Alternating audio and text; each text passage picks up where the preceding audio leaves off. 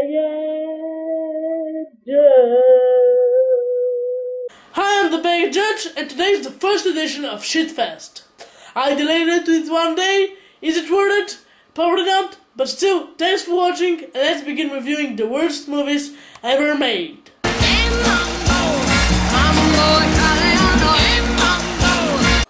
Today's movie is Glenn or Glenda. The movie starts with horror legend Bela Lugosi talking about life and mixing something with something, and it happens something like Then we cut to a dead transvestite that apparently committed suicide. Then a detective goes to a psychiatrist and asks him more about cross-dressing. The doctor tells two stories. The first story is about Glenn, a young man that soon is going to be married, and Glenda, his alter ego that he likes to be. The second story is about Alan, a young soldier from the war, and Annie, his alter ego that he eventually becomes.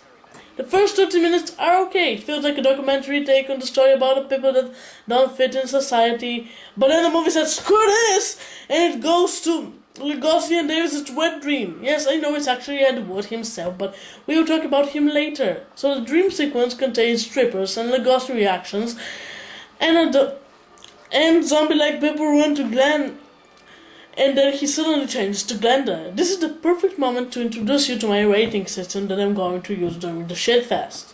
I'm going to rate everything from plot to acting, characters, and originality, if any, with a 10 out of 10 system. The acting here is bad. It deserves 4 out of 10 the most. It was going to be lower if it wasn't for Lugosi. Lugosi is a great actor, but the others, not so much. Ed himself is not that bad, but the other ones cannot act. I thought that everybody can present a good story, but here you definitely see that the bad acting distracts from the story. Talking about the story, I'll give it a 5 out of 10. It is interesting and inventive, but not for a full motion picture. It's more appropriate for a documentary. The characters are original, but I don't see a purpose for most of them. Like Lugosi, ironically his character created the scientist is the thing that you will remember the most from the movie. But they're characters that don't even have names, and that makes them hard to credit. Like, how you call that girl? Gravy girl or finger girl? And not to mention that they are hardly developed. I give the characters a 3 out of 10. In this movie, there is originality, and you see that from the very beginning. But this being a plus is also a big minus, because the movie was badly received from everybody for that reason. A lot of choices that Ed made and wrote were for a particular audience. Let's just say that the general audience didn't expect that kind of movie, with a documentary style, I mean.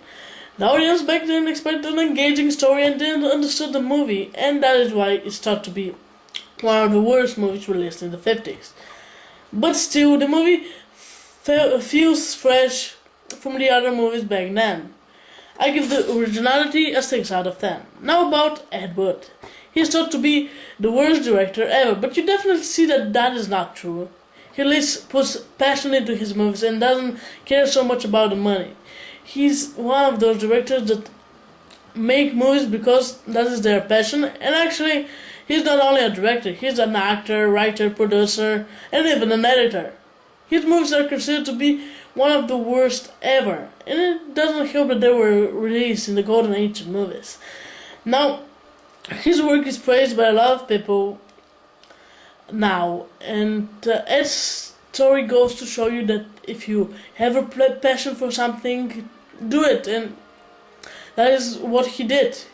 He was rejected by many while he was alive, but he never quit. So Glenn or Glenda deserves a 4.5 out of 10. This is my review of Glenn or Glenda, and the first episode of Shitfest. 20 more movies to go.